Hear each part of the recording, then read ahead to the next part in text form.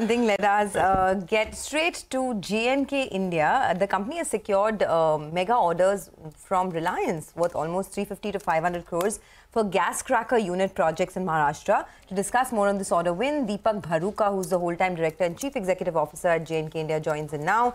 Dipak, thanks a lot for joining in. Tell us a little bit about the order wins. And, I want to understand from you, what does this mean? I mean, your Q4 numbers were very strong. Your top line more than doubled year on year.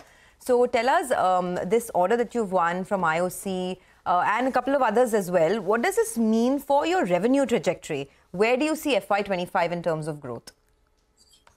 Thank you. Good morning and thank you. Nice to come on the CNBC in second time in last 2 months. Yes, this order book from Reliance means a lot for us. This is one of the highest value order. Actually, we own two orders, one for Maharashtra, other for Gujarat for their Dahej plant, as we have declared on our declaration. So exactly, this is the first time we'll be doing the cracker in India. We as a JNK, we have done a lot of cracking furnaces over the globe, but then in India, we'll be doing, so this is the entry into this sector for us in the Indian market. And that's what it means a lot for us, considering our, of course, revenue is likely to grow 25 to 30% in this year. That's what we are expecting, and this order will be executed over the next 21 months. So we expect all this revenue to come in our book for the next 2 years period.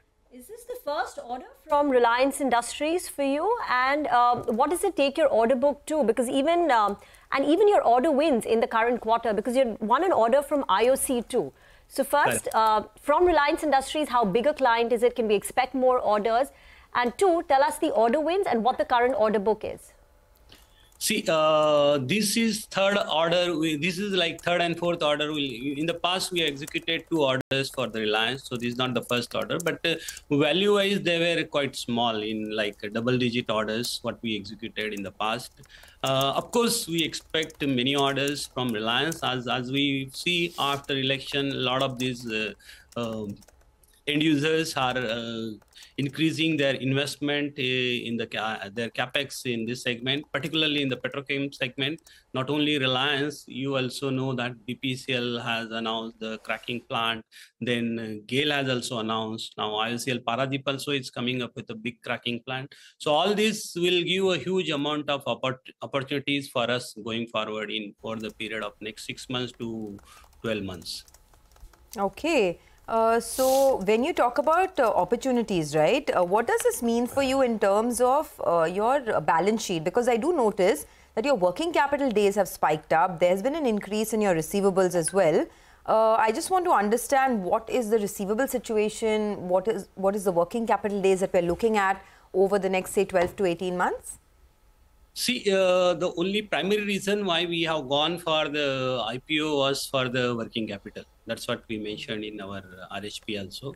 And we are anticipating the orders of this size, and we are anticipating more orders from domestic and international market of similar size. And that is why we have gone for the IPO 2 months back.